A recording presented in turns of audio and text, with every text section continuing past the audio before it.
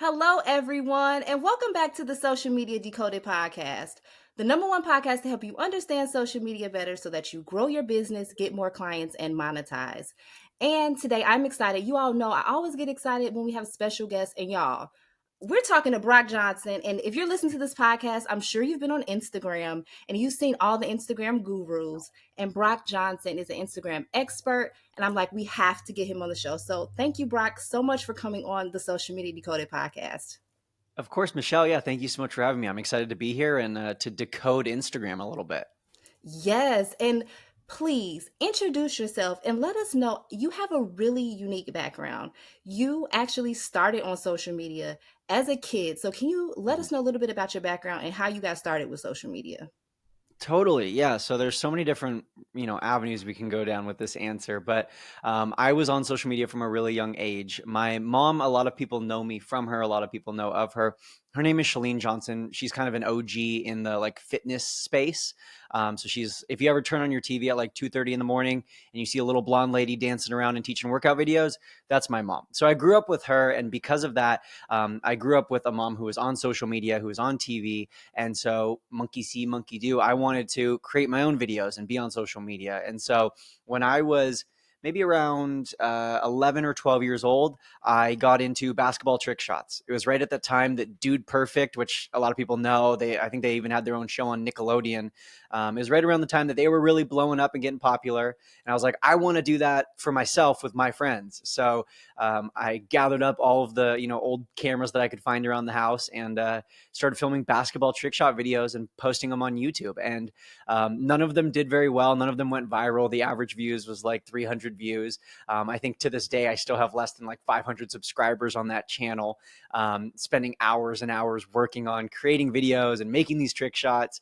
But that was my introduction to social media. That was my introduction to consistency. That was my introduction to creating, planning, filming, scripting, editing content, all of the things that now are such, hot button topics and are such buzzwords. Those were things that I was doing before I was even a teenager, before I could even drive.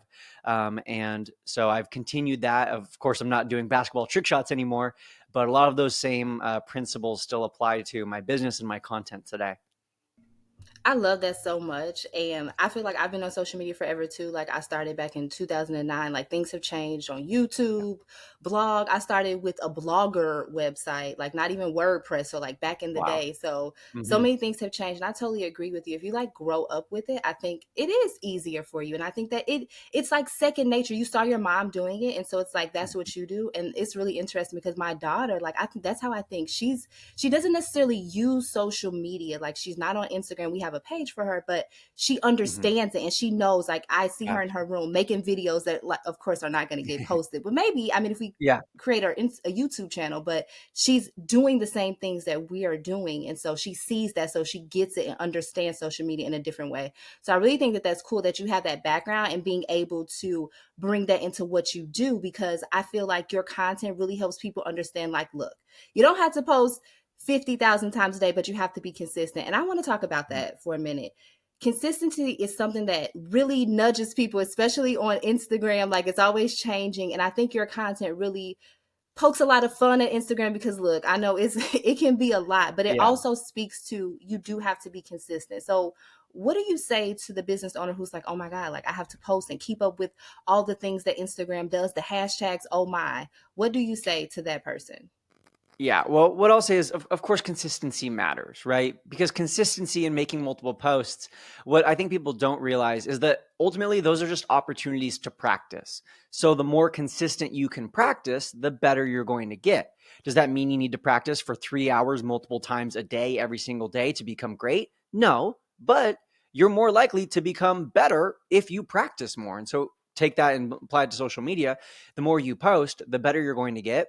And to speak specifically about some facts for a second, the more you post, the more you grow. There have been numerous studies done of hundreds of thousands of Instagram accounts that have shown, regardless of your industry, regardless of how long you've had the account or what your topic is, the more you post, the higher your frequency of posting is, the more your growth rate will increase, the more you will grow. Now, with all of that being said and all of that out of the way, I think where people get too caught up is they chase after what this guru said and this expert said, and this latest trend is 3 posts a day and 7 posts a day and 1 post a week and 1 post every other day.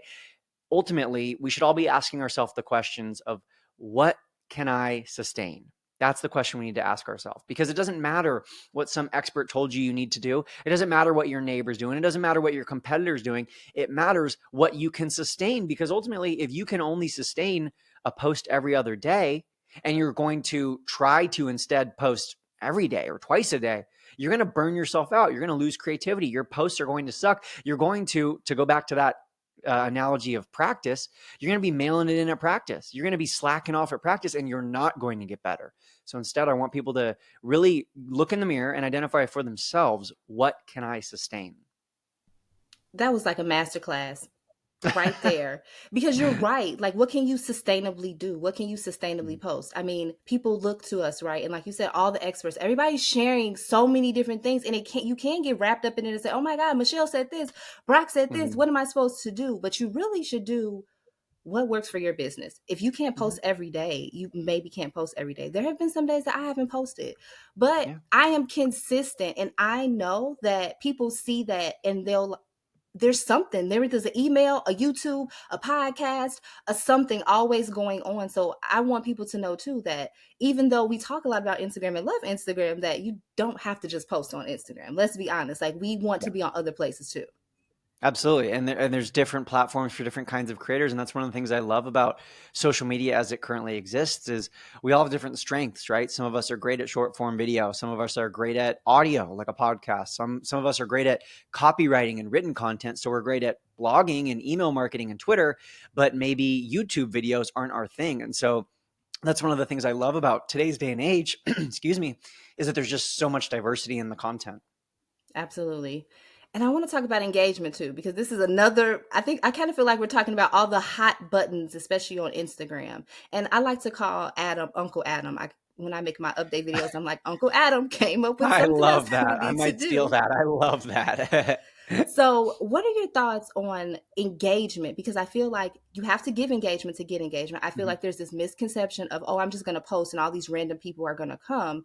I mhm, believe that there have been people on Instagram for years building community. We have been building community, right? You have mhm. people, they're just going to comment, they're going to post, they're going Yeah. to interact with your things. But I'm sure you are interacting, or your team is interacting with the people. And so, how important is engagement for business owners really looking to grow on Instagram, like with engagement? Because that's something that's really looked at. Yeah, absolutely.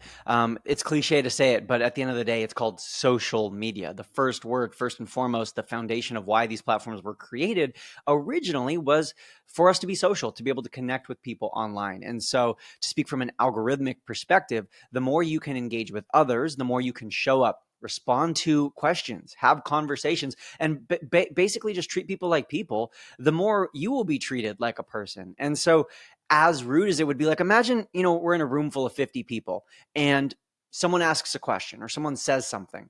It would be so rude and so socially awkward and unacceptable if we all just ignored that person and shunned them and no one responded. Yet that's oftentimes how it comes across on social media. And the reason for that oftentimes is because we don't feel connected to the person asking the question. We don't feel like there's anything in it for us. We don't feel like there's a community or a conversation. It feels like they're asking us a question because they want to lead us into a sale, or it feels like they're asking us a question selfishly just because they want some more engagement from themselves. So I think a great thing that we should all be considering is not necessarily what can our followers do for us, but what can we do for our followers? More than just the content that we're putting out, how can we value them, treat them like people, ask them genuine questions to just take an interest in their life rather than trying to, just boost our own engagement. And then the other thing that I will say about engagement is that it's down for almost everyone. Almost everyone. I think 91% of the people that we've polled have reported their views or their engagement has been down over the last few weeks and months. And there's numerous reasons for that. We don't need to get into every single detail of why, but I think that that should, number one, be a word of encouragement for all of us. Like, we're all in the same boat. If engagement is down for pretty much everyone, then it's not really down for anyone at all. If you're picking up what I'm putting down, like, we're all slightly lower than we used to be. So we're all still on the same playing ground. We're all still on the same field. And then the last thing that I'll say about engagement and Uncle Adam and the algorithm, which I love that, is I think that we need to stop focusing so much on the algorithm and start focusing more on the audience. The audience is what drives your engagement. And I know we get so caught up and confused in what's changed with the algorithm this week. What is it looking for? What is it focused on? Ultimately, the algorithm is dictated by our audience. If your viewers don't like what you're posting, it's not going to get watched. If you are producing bad content that's not engaging, that's not captivating, not entertaining, not educational, then people aren't going to watch it. And that will be reflected in the algorithm and in your engagement. So it starts not with the algorithm, not with Uncle Adam, but it instead starts with the audience and how can you create better content for them. That again, another masterclass, and I agree with everything that you You're said. too I'm over here kind. shaking my head like yes, and you all on YouTube, you'll see my head we're yes, because this Mhm. is, you have to engage. It's like a social platform. No one is going to buy anything from you if you're just like, hey, here's my water bottle, buy it. No, what's the Yeah. story? Why do you have this water bottle? Why do you love it so Mhm. much? And I think that some people, they say they don't want to share like too much of their life. Like, you don't have to Mhm. share every single thing. I'm sure there's so much of you that you've never even shared, so much of Mhm. me I don't even share, but I share enough to relate to someone else. You have to be relatable. Absolutely. When you do Yes. that and you share content that's relatable, people will engage with it. And then you have to look at your analytics. Let's talk about that. Mhm. Looking at your analytics to see, like you said, and predict, okay, well, maybe they don't like this content, or maybe they like when I talk more. Mhm. I think, and from experience and from just my overall obsession with Instagram and just research on people, when you talk, those are the type of videos that people want to view. If you Mhm. are an expert, Mhm. a coach, consultant, strategist, whatever, if you're talking, they want to be engaged with that. So, what are your tips when it comes to analytics and really looking into that to help us build a content strategy? Absolutely. And to go back to like a sports analogy, I know we were talking before the show and we've been making a lot of connections about sports and my basketball trick shots back in the day. But just like anything else, sometimes you can feel like you had a great game and you look at the stat line and it wasn't that great. Or sometimes you feel like, oh, I didn't play very well. I was a little bit off. And you look at the scoreboard and you're like, oh, hey, I won. So it's important to not just base things about what we think and what we feel, but to actually look at the analytics and the stats. We don't need to base our joy and our, fulfillment and our sense of purpose and our sense of self off of those stats. But we need to look at them and take them seriously to figure out like what's working and what's not. Because I guarantee you, every single person watching and listening has had a post that they were like, "This is bad. Like this is not my best work. I'm just going to post it," and it did really well. And I bet they also have posts, myself included, who I'm like, "This is a hit. This is totally slam dunk. This is the best content. I love it." Post it and it's crickets. Like you're like, this was the one that was going to go viral, and it's the one that gets crickets every time. And so we need to analyze our insights. One of my favorite insights or statistics that Instagram has recently made publicly available is watch duration. How long is someone watching your content for? We've known for a long time that that's super important on YouTube, on podcasts, on TikTok, on Instagram. That's important on all the platforms. And finally, Instagram is letting us take a look under the hood and actually see how long are people watching for? What's the average duration? And that's important to review your content because if your video is, let's say, 40 seconds long and the average view duration is only 26 seconds, then maybe you should watch your video and figure out what happens in those first 26 seconds or what happens at the 26-second mark that's causing people to lose interest. Did I go off on too much of a tangent? Did I go too much down a rabbit hole? Did I say something that's just like really not resonating with my audience? And the more that you can refine and really go through your content with a fine tooth comb and look at it just objectively, not something that is so, this is my creation, this is my baby, this is my art. I understand if you look at your content that way, but purely looking at it as a piece of data and a great practice opportunity to learn from your audience, then you'll be able to make those little adjustments and improve for the next post. Again, another masterclass. I feel like every answer is like a masterclass. You're giving the gem. You're dropping the gems. If you're feeling this Thank you. podcast, make sure you tag me on Instagram at Michelle L. Thames and let me know, what do you think? What do you think about what Brock is saying about Instagram? Yes, it's going to change, but we have to just roll with the changes. Yes, we Mhm. have to engage. It is called social media. Yes, we have to have a plan. You can't just post something and say, oh, come buy my workbook that I want you to get with no Yeah. story behind it. So I love that. Okay, this is the burning question. Rapid fire kind of sorta. Mhm. Mhm. TikTok versus Instagram. What are your thoughts? My rapid fire answer is both. My shortest answer, if you absolutely only have to pick one, I would say Instagram, but there's so much complexity to that answer. I know. It's like you can't even really answer because it's like it's too much. It's too much. Yeah. But the last thing I want to ask before my favorite segment is Instagram stories. I really love Instagram stories, and I think that you do a great job with Instagram. So you do a Thank great you. job with Instagram in general. You all definitely should follow Brock. If you're not following Thank him you. already, of course we're gonna have all of his information down in the show notes. But Instagram stories can really convert. Can you give us three Mm. quick tips on how we can up level our Instagram stories to get more conversions, whether that's people to follow us or clicks, whatever that conversion that we're looking for? Absolutely. This is such a great question. And Instagram stories are so essential into a successful Instagram strategy. But I do want to let everyone know who's watching, you're not going to grow your following from posting on Instagram stories. They have a purpose, but generally speaking, 99% of your new followers are not following you from your stories. And that's because, to put it really simply, those people aren't seeing your stories. The only people who are seeing your stories are the people who already follow you. All right, so let's get into the mindset of a follower for a second. They've already decided to follow you. They've seen your feed posts. They read your bio. They're like, this is my girl. This is my dude. I'm following them. Now they want to get to know you a little bit more. They want to learn a little bit more about who you are. So, one major thing that you need to be doing is focusing more on documentation rather than creation with your Instagram stories. I see far too many Instagram stories that are these pretty graphics and they're made in Canva and they're like all professionally designed. They look like some poster that you'd see on the side of a street. People don't connect with that. People don't resonate with that. Like, imagine you were like went out on a coffee date with someone, and instead of having a conversation with you, they just slid some like little pretty graphic across the table. What? No. Be yourself. Talk to the camera. Be authentic. People don't want you to be perfect and curated and pretty. They want to see the real, messy, authentic you, if that's you. And so just focus on documenting that and showing us, because that leads me into my second tip, which is that builds trust. And trust is the ultimate currency. And the reason that you said, Michelle, a second ago, that stories are so great for conversions is because of this reason. If trust is the ultimate currency, stories are where we build that trust on Instagram. I can get a valuable post from you. I can see a great reel. I can learn from your feed posts. But ultimately, I need to trust you. I need to connect with you. I need to make sure that you're a good person. I need to make sure that we have the same values and beliefs. I need to make sure that like you are someone who I can believe in and trust and go to if I'm going to pay you for something. And so that trust is built on the Instagram stories. And then the third kind of piece of this strategy is that Instagram stories are the easiest way, arguably, to get someone to either do one of two things: either click on a link and directly go to, the landing page, the checkout page, whatever, or what I think is the more effective strategy, which we don't have time to get into the whole details of it, but it's ultimately getting people into your direct messages. The easiest way to get someone into the DMs is from your Instagram stories, because there's that little reply bar down at the bottom.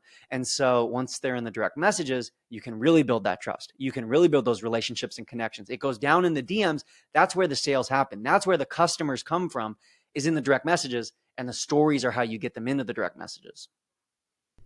Another masterclass. I hope you all took notes. This was a great episode. I mean, definitely please re-listen, share it, because this was really great. I definitely agree with you about Instagram stories. Like, you're not going to grow, but you do have to tell stories. And yes, I still see so many pretty pictures and all these things. And I'm like, no, this is the wrong way. Yeah. Documentation is what we need to do in our stories to build that trust. And yes, that little button, tell people to send you a message.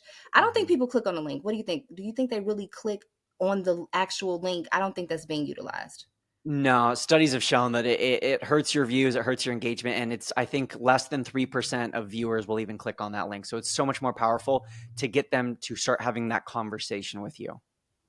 Take note, everyone. Take note. So, this is one of my favorite parts of the podcast, the book section. I'm Mm. sure everyone listening has so many books and resources from all of our amazing guests. So, were there any books or resources that have helped you along your entrepreneur journey, or that you want to share that can enrich anyone listening here on their business journey? Absolutely. So many books, so many books. I'm trying to think of, if I had to pick, let's say, three books to recommend, I would say one, The Psychology of Money by Morgan Housel, is I believe how you say his last name. Awesome book. Super Fans by Pat Flynn. Pat Flynn is an amazing guy and all of his books are great, but Super Fans is a great one. And then let's go with one more. I'm trying to come up with one that isn't super business focused, maybe personal development focused. The Subtle Art of Not Giving an F by Mark Manson. Of course, everyone, that's one of the most popular books of the last 10 years. But that book, 10 out of 10, love it. Three great books, love them all. The Psychology of Money, you have to like read it all the time because I think it's really helpful. And The Yes. Subtle Art of Not Giving Up, really great Mm-hmm. book for you to read. So you can just, because business is not all peaches and cherries and roses and cream. And so you have to know how to say, you know what? I'm over Yep. this. Oh my gosh. Yep. This has been such a great episode. And I'm so thankful that you came on and shared so many Instagram gems.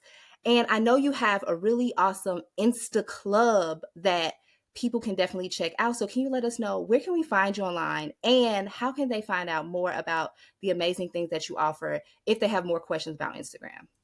Absolutely. Well, Michelle, thank you so much for having me. I appreciate this opportunity to speak to your audience. It truly does mean a lot to me. The best place to connect with me, of course, is on Instagram. I'm Brock11 Johnson on Instagram, but I'm also Brock11 Johnson on every platform. So whether you're on LinkedIn or YouTube or Twitter or TikTok or whatever, Brock11 Johnson's where to find me.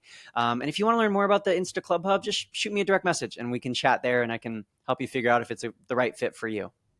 Awesome. Yes. And we'll make sure to put all of Brock's information down below in the show notes and you can connect with him there.